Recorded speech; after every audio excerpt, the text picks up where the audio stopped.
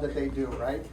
However, recently I noticed that certain people step out of their zone to do other people's jobs, but they're not done the right way, right? So you might have an assistant instructor on the floor, a parent walks over, says something like, hey, I want my child, we're gonna freeze, we're in baseball, and we're like, well, yeah, no problem, I'll let them know, Like, that's not the right answer, right? That's not what we want them to do. So I feel like everybody in our school that works there should be able to do every single job proficiently, right? Not just know what they do, but actually train in what they do. So how many people here are the actual instructors on the floor? Like, perfect. You put your hands down. Now, how many of those instructors can actually do a competent first lesson and a second lesson? Perfect. Now, how many of those people can actually do the enrollment process perfectly? And when I mean perfectly, Mr. Atkins, put your hand down. So, listen, Mr. Atkins is phenomenal. Obviously, he's a great martial artist, right? He can do first lessons. And I'm going to give you your paper now.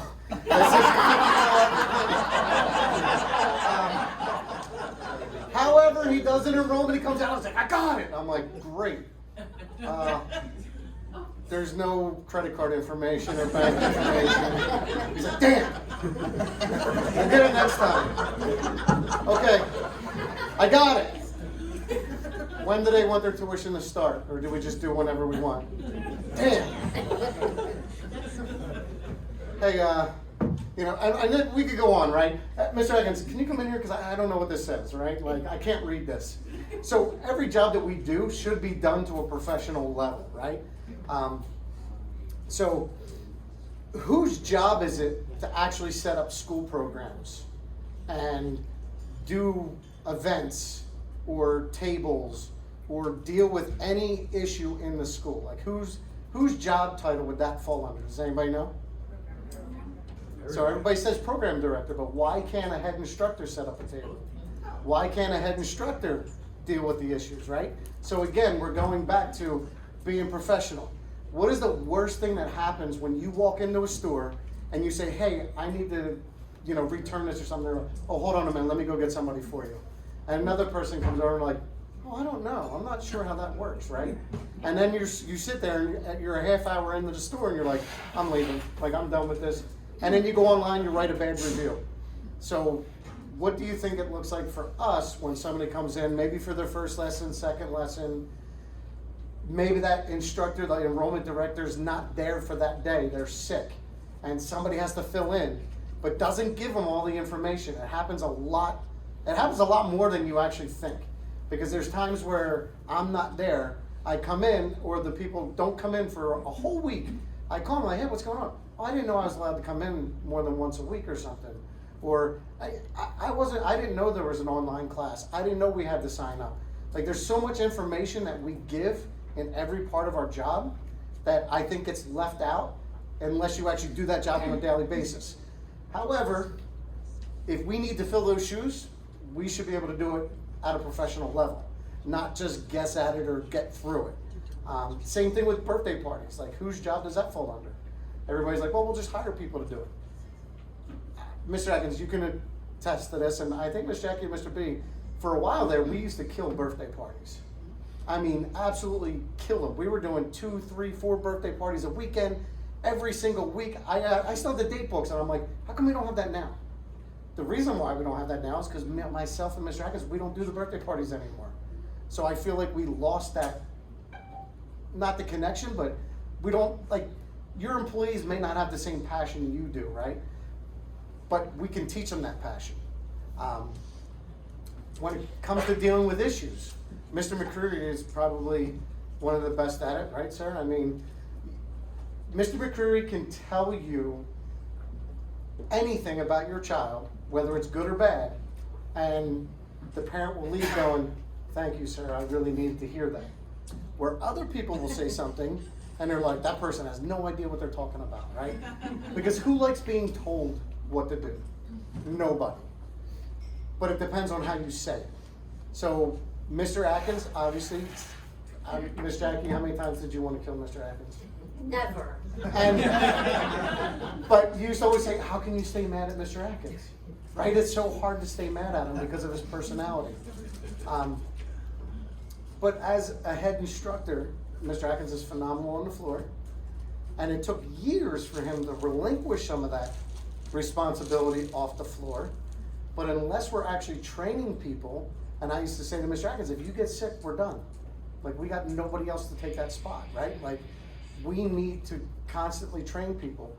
And the great thing about Action Karate is we do all these certifications, you know, for enrollment directors, Ninja Shark certifications, white through red belts. Like, there's so many certifications that I think we should all really, I mean, I know we're gonna start taking more advantage of that stuff at our school, only because we know what it feels like to be in a bad situation right now. Not so much in Huntington Valley, but a little more at Skipback, and it's because we didn't grow, right? We didn't set ourselves up for it. And we put job titles on certain people, and they had meltdowns over it. So enrollment director decided, this is too much pressure for me, I can't do this anymore. I can't do the enrollments. Like, if I miss an enrollment, I feel like I let you down, I can't handle the pressure. I can't go I'm not setting up enough school programs, I'm not doing this, I'm not doing that. I was like, well, the only thing you're focused on is what you're not doing. Like, let's just do it together and just get it done, right? But the head instructor there would say, well, it's not my job to set up a school program. It's not. So they were putting pressure on each other. Now, neither one of them wants to do their job. So I think being a jack of all trades and setting everybody up for success and being able to do every single job, like Mr. Freed here. Mr. Freed can do everything. I mean, we talked about this earlier. So, Thank you, sir. You're very welcome, sir. You know, at any time you should be ready to step up and fill the shoes of somebody else. At any time. But you need to be proficient at it. Master Kovar, I forget his analogy that he says, but he says, like, there's people that don't even know that they don't know. So they walk into that first lesson, and Miss Jackie, I practiced the first lesson scripts. So I came up under Miss Jackie. And when she said, I apologize. No, listen, I could still do my first lesson from the day I learned it, right? But I had to learn the script. And if I change something, she's like, don't change it. Do the script, right? That's the most important thing, like, is do the script. Sometimes our instructors will look at a script and go, oh yeah, they start learning it. Mr. McCurry said it earlier in his presentation. Don't change anything in the script. Don't think, oh yeah, I know what you're doing, but this is how we do it, right? How many times did we hear that, Miss Jackie? This is how we do it. Those schools are no longer here, and they're not even in business anymore. So, this is proven. Why reinvent the wheel? But everybody should be able to do that, right? So a head instructor should be able to walk off the floor, go into the intro room and do a first lesson, word for word from the script. Not what they think the first lesson should be.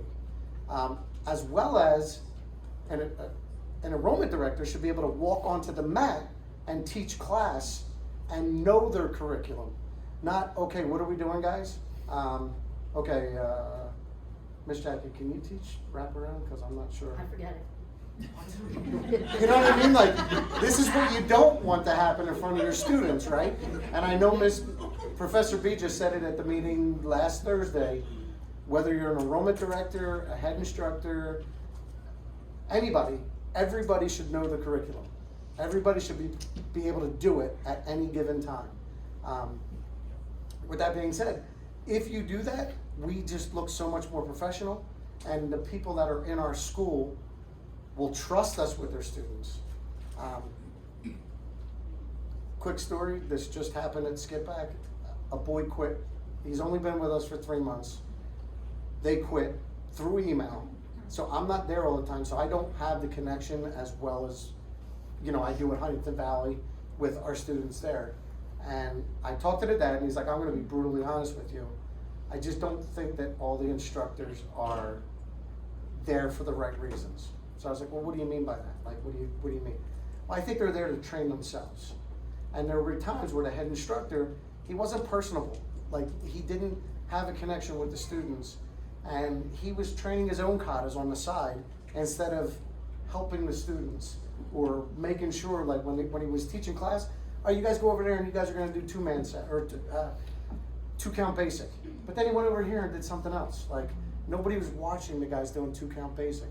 And we lost the student for that, right? Only because we weren't following the procedures that we're supposed to do. If you're not teaching class the proper way on the floor, you're gonna lose students. If you're not doing the first lessons, second lessons like you're gonna do, you're gonna lose students. If you're not answering questions, if you're not listening to what the parents are trying to tell you in a conference, you're gonna lose students. So if you truly wanna keep them, you need to be proficient at all levels of the game. Head instructor, teaching on the floor, first, second lessons, enrollments. We had some great enrollment training with Matt Brenner, who paid a lot of money to come back and give us some great feedback for stuff. And if you're not taking advantage of that, you're missing out. If you don't know the why, right? If you're not asking that question, what is the one thing that you got out of this? What would it be? And if you're not searching for it, like Matt said, it's not gonna be the first thing or the second thing. And when people quit, if you don't search for that, easy answer, can't afford it anymore. And if you don't search into that and then realize, like, that's the first answer is not always, it's usually not the answer of, or the reason why they're quitting or why they're enrolling. You gotta search a little bit deeper. And if you're not doing that, you're gonna miss students. So in order to grow, I think everybody should really take into consideration, do I know everything? You know, be humble. Like, hey, I'm not good at first lessons, I need to practice it more. I'm not good at teaching on the floor, I need to practice more. I'm not good at enrollments, I need to practice more. If you are not practicing on a daily basis, if you just say, oh yeah, I got the first lesson, I got it, and then you don't do it for 2 years, how well do you think you have it? You probably don't have it as much as you think you do, right? And if that person doesn't enroll, not only do we kind of defeat us because we're not getting that student, but we're also not helping that student either. So keep that in mind. So, we always say that we want to be the ones to change lives and do this, do that. But if we're not taking care of our own lives, we can't help other people with their lives. So we need to get that taken care of pretty fast. Yes, sir. So how would you suggest, if you're in an organization that has those silos of we're the instructor, you're the enrollment director, you do this, you do that, how would you suggest going about beginning the process of breaking down those walls of the silo to help make sure that everybody can do everything and have, not have any of those silos of segmentation? Great question. So what we started doing was, first things first, everybody has to learn the phone script. We have, an assistant instructor answers the phone for whatever reason. Their job is only to take the name, number, and an instructor will get right back to you. But a paid instructor in our school has to know the phone script word for word and be able to set up a lesson before they're allowed to answer the phone. So that's the first part.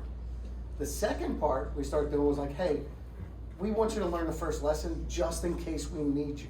Like, you're part of the team, everybody needs to be able to be a utility player. So we have people working on the first lessons now. And that's as far as we got so far. Now the process is gonna take months. It's not gonna happen overnight.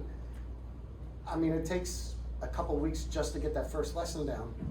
And that's with consistent training every single week. Them coming in, doing a mock lesson with you watching it. Sometimes the hardest part is that people are like, I feel really funny about this. Get over it. I mean, you have to get past it. If you feel funny in front of me, what are you gonna do when the parents are sitting there watching? And, you need to be able to control the room too. Same thing on the floor as an instructor. We say it all the time, if you're not having fun instructing class, then your class is not gonna be fun. Your class isn't gonna be exciting. So you need to learn how to come out of your comfort zone and be a good instructor on the floor. Enrollments, that's probably gonna be our toughest hurdle, but I think if we just stick to the script and do what we're supposed to do in the enrollment room, and not talk too much, we should be able to get that taken care of pretty fast. So our goal is that every instructor at any time could go to any position on any given day and fill that spot seamlessly. Like, that's our plan. I'm not saying that everybody's gonna be, now, don't get me wrong. I don't think it's good if you're gonna be mixing people up constantly. Like one week, hey, you're the enrollment director, I'm gonna teach class. And you're gonna be the assistant on the floor this week. And then next week, we're gonna change it. That's not what I mean. I'm just saying, set it up that everybody can do everything. So if something were to happen, nothing fails, right? Everything just kind of rolls from one situation to the next, and everything's taken care of. Well, COVID has taught us that things can change by the minute. COVID, injuries, Mr. Nichols, I mean, Hey, I mean, if it wasn't for my leadership team, literally I was out for 2 weeks. Knee surgery, COVID, they stepped it up and they were able to teach. Right. It took me months of letting go of the reins with my control freak mentality. well, so what did we talk about? What did Mr. McCreary talk about? Egos? Ego. Right. Oh, huge ego. Right, but, you know, everybody has egos, right? And sometimes we have to let go of that ego a little bit and make sure that other people can do that job. But yeah, I mean, it's one of the hardest things to do. And if anybody needs help in this room, obviously, just look to the person next to you. They're probably some of the smartest people I've ever met. And they know their job. They know how to do it. Everybody here can pretty much do anybody else's job. However, we can't say that for everybody in our school. So I think stepping that up will be a big part in making our schools better and making it easier for us to be able to, you know, not worry if we get hurt or if we get sick or anything like that. But Mr. Matt, I will, woo!